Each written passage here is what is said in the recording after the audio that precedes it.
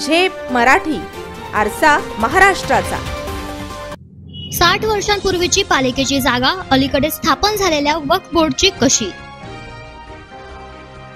सुमारे 200 कोटी रुपयांचे भूखंड हडप करण्याचा प्रयत्न।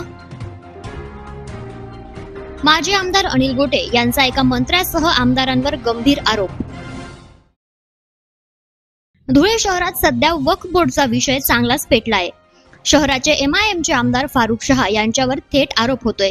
शहरातील मध्यवर्ती भागात म्हणजेच नटराज टॉकीज समोर असलेली साधारणतः 32 एकर म्हणजेच सुमारे 200 कोटी रुपयांचे भूखंड वक्फ बोर्डच्या नावावर करून हडप करण्याचे कारस्थान आमदारांनी केले।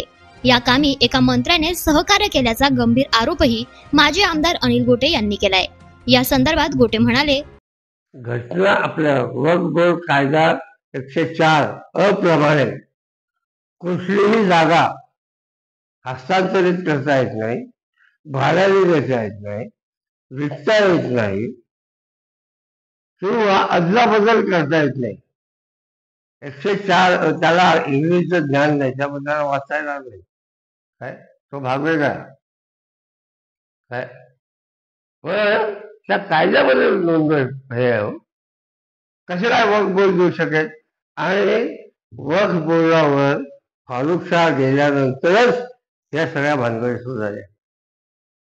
आतापर्यंत काही नव्हत्या की या जागेवर कुणाचाही हक्क नाही काय, सदर जागा ही महापालिकेच्या मालकीची आहे आणि या जागेसाठी जे अर्ज केले होते ते रेग्युलर करून मिळावं आम्हाला।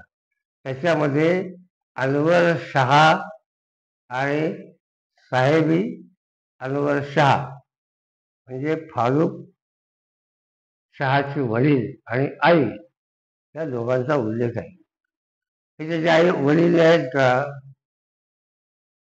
काय? तो म्हणाला माझ्या कोणाच्या आई वडिलांची हे नाही आहे। पण निकाल दिलाय ना, 10 मार्च 2017 निकाल दिलाय। ते जे बांधकाम आहे ते बेकायदेशीर सुरू आहे। मी आयुक्तांना आजच पत्र दिलंय। वक्फ बोर्डची स्थापना 1996 साली झाली। मग त्याच्या कितीतरी आधी म्हणजेच 1964 साली पालिकेच्या मालकीची असलेली जागा वक्फ बोर्डच्या नावे कशी, असा सवालही गोटे यांनी उपस्थित केलाय।